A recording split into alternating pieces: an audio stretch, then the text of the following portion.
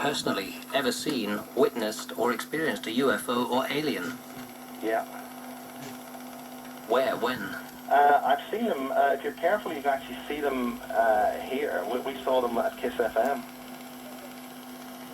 Whereabouts was that, for anybody who didn't Well, know? we at Kiss FM, before we closed down, we had a nice big bright UFO came down and said hello to us 1 week before Kiss closed. Are they always friendly?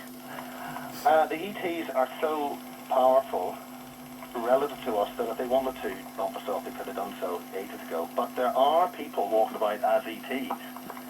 The technical term for that is a walk-in. So the Greys and the other ETs can actually inhabit a human being and use that human being for monitoring. You'll see that as little globes of red light or globes of white light. And certainly the little orbs of white light have been seen around the crop circles. And up in space, where the space shuttle is flying around, there's a group of people who have been downlinking the direct link from the NASCOM satellite in the States. And there are literally dozens of these UFOs flying up there, doing their own little thing, and sometimes they come pretty close to the shuttle, and they're only about the size of footballs, so it's not quite very large. Some of them can be as big as the shuttle itself. Some of them can be simply massive. There has been space shuttle footage of an object in low Earth orbit at cloud level, almost at high cloud level. Something coming in and out of view, which would have been approximately the size of London, a huge object. I've actually seen personally an object which would have been about 1.5 miles long. It followed us, or kept track of us on the British Midland flight to London. This thing was a long cylindrical object, about, as I said, at least 1 mile long, and that just kept pace with us about 40 miles off to the right of the aircraft for about 15 minutes. And it would have been at an altitude of about 40,000 feet. At the time when I was running the Kiss FM radio station, which was dealing with the ETs way back in the late 80s, we had a number of alien and ET contacts. Just before we closed down, we had a nice big UFO right over Craigavon. Both of us saw it, and just to make sure that we saw it, it came down right beside us along with the car. We drove down on a bright blue clear day at 1 o'clock in the afternoon, and it was beautiful, big, extremely bright, elliptical, classic UFO. So that's my personal experience. I've also had some fairly severe doses with the Greys, and some colleagues of mine have had very hostile activity or attentions from the reptilians, and that particular person felt he was actually changing into one. And while I videotaped him tell me all this, the video camera autofocus circuitry was destroyed by something else in the room at infrared level. And all the audio was being continually interfered with by the presence of some other entity in the room. And that was at a time when I was being personally set up by hostile entities or people who wanted me to encounter these things, and I was managed to escape that particular fate where there were about 5 or 6 Greys in the room. For instance, children can see them, women can see them, and if you're careful, the average person would maybe see a slight blur or a slight shadow out of the side of their eyes.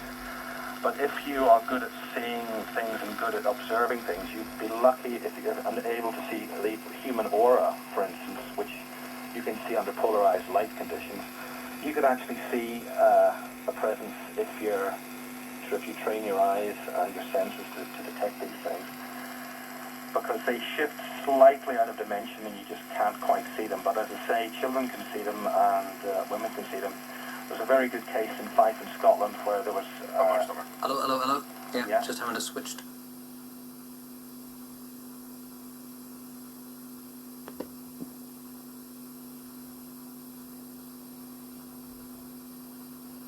Tape, but if you want to carry on. This will be the last one. Yeah, okay. Yeah. Do you want to go? Yeah.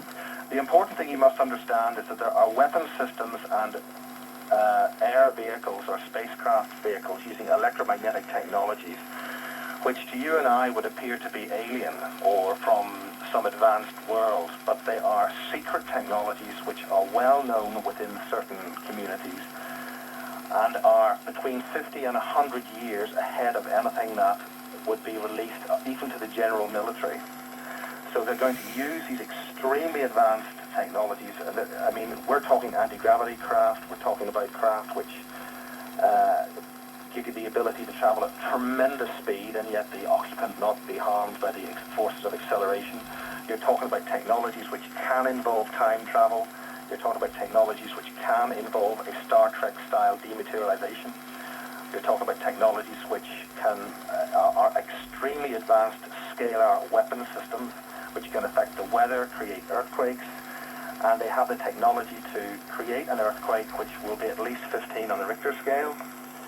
So they can induce all these technologies and make you think that they're under attack from an alien hostile civilization. That is a fraud and it is fake. It is a secret government doing this, and the ETs, as we say, we hope to disclose this publicly across the world shortly.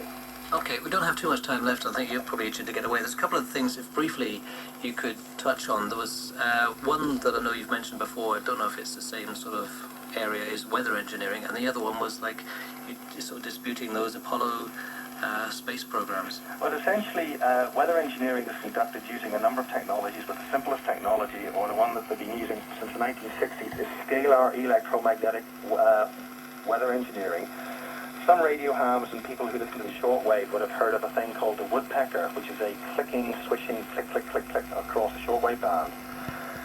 This is in fact a scalar wave which is transmitted across the globe, and where the two scalar waves meet, you have a control zone where they can affect and control the weather. While they're doing that, they can also take the same energy and actually induce earthquakes in certain locations.